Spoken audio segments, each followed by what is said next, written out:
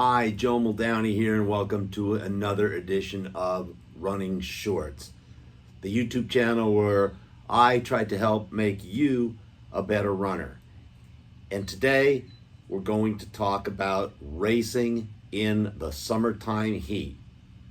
So stay tuned, it's going to be a good one. First, I'm grabbing my tumbler filled with water, an essential piece of equipment here in the summertime.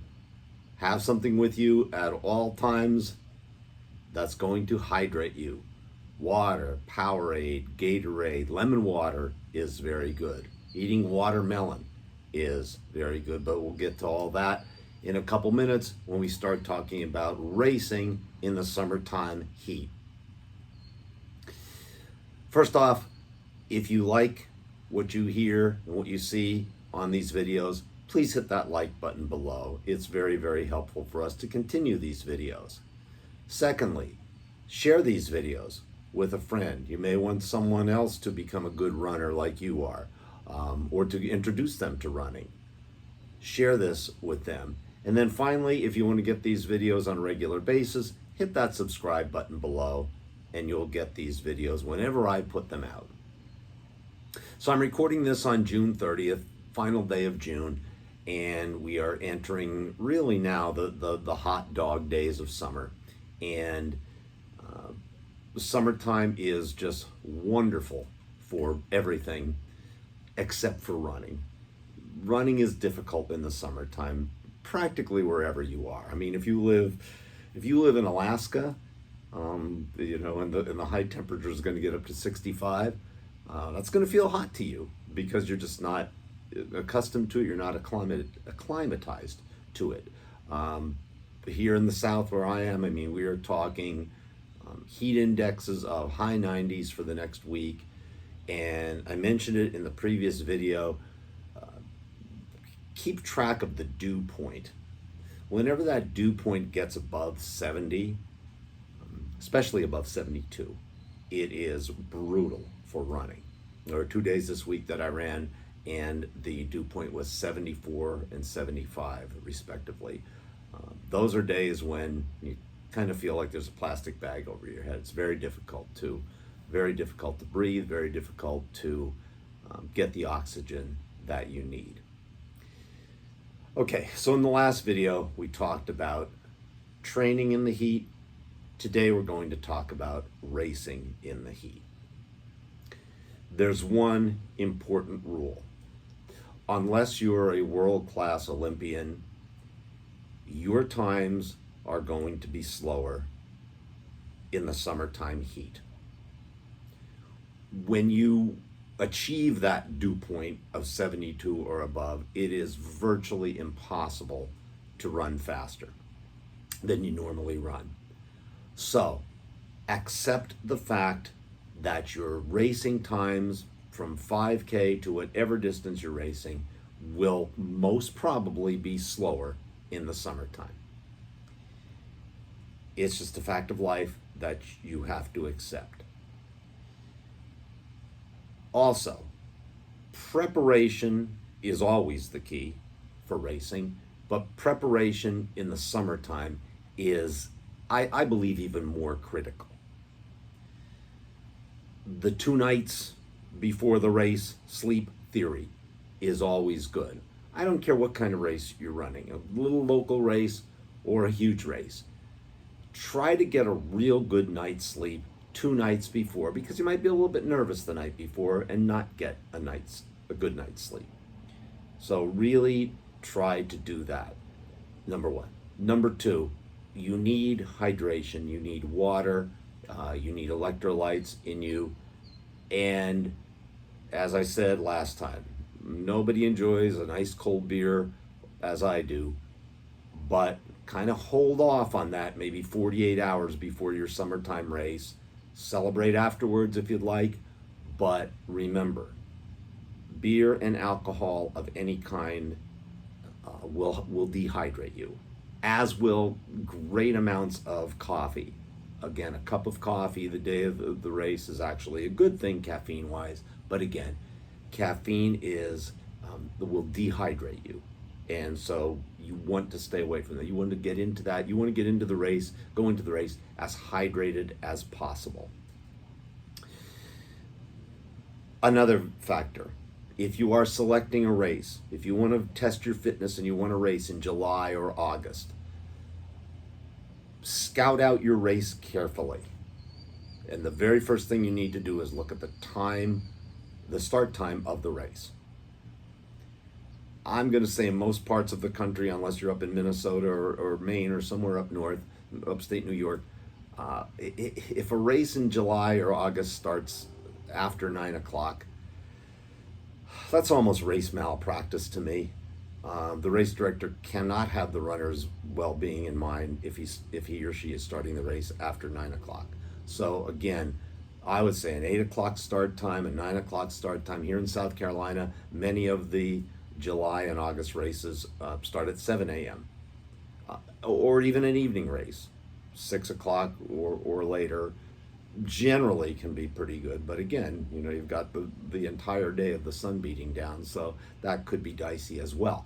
But again, I would not select a race that starts past 9 o'clock, and ideally a race that starts at 8 o'clock or earlier is really your best bet as far as racing is concerned.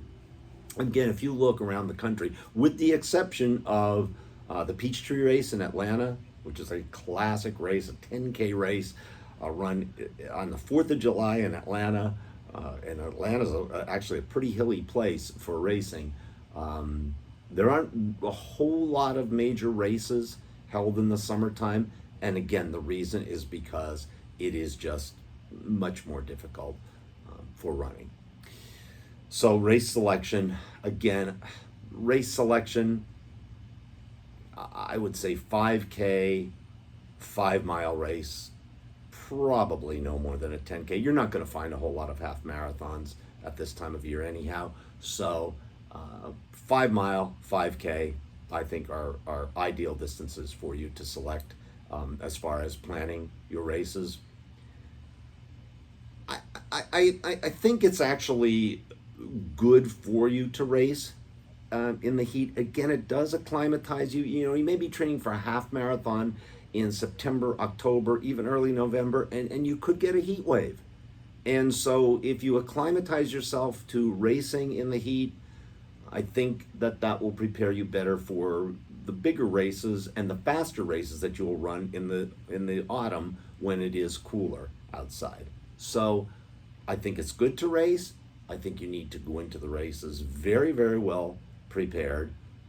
Again, even in a 5K race, take advantage of a water station, if nothing more than to just pour that water over your head to cool your body temperature down a little bit. And once again, preparation is the key. I am all for you running whatever you can run in training in the summertime. Once again, be prepared for your times to be a little bit slower than what your target times may be.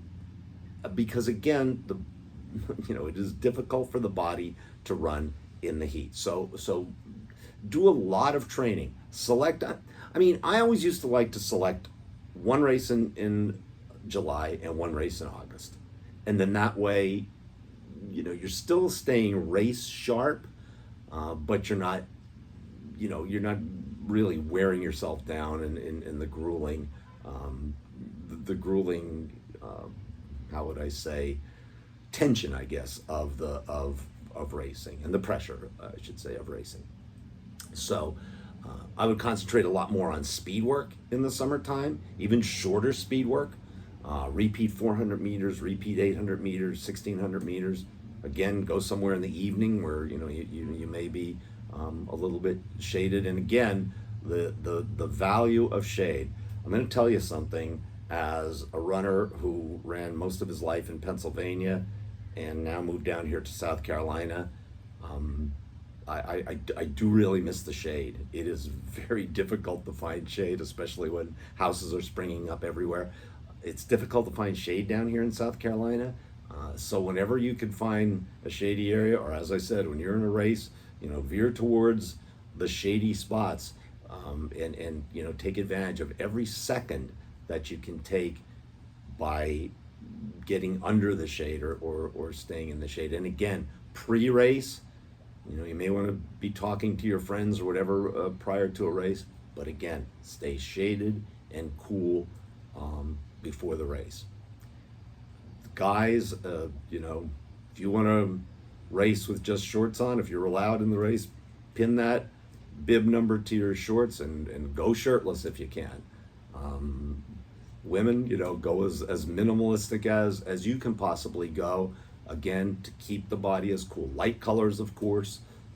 Dark colors, absorb the heat. Light colors reflect the heat. Sunscreen, extremely important. Again, try to get that stuff that it's gonna be okay with you sweating with it. You're more prone to blisters in the heat as your feet sweat and your feet kind of swell up also in the heat. So be aware of that. Maybe slap a little petroleum jelly on there before your race, just so you're not going to blister up during the race.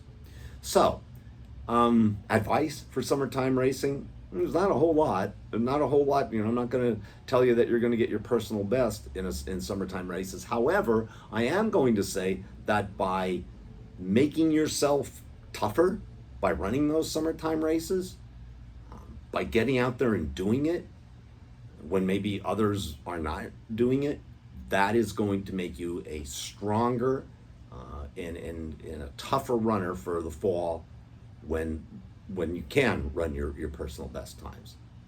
So be safe out there. Be safe over the 4th of July coming up. Get those runs out of the way early if you can, or at night when the sun is down. Get the workout in. The most difficult part of your workouts, if you're getting up real early in the morning, are those first couple steps out of bed. Once you're out there, it's not so bad. And do not go out there in the heat of the day.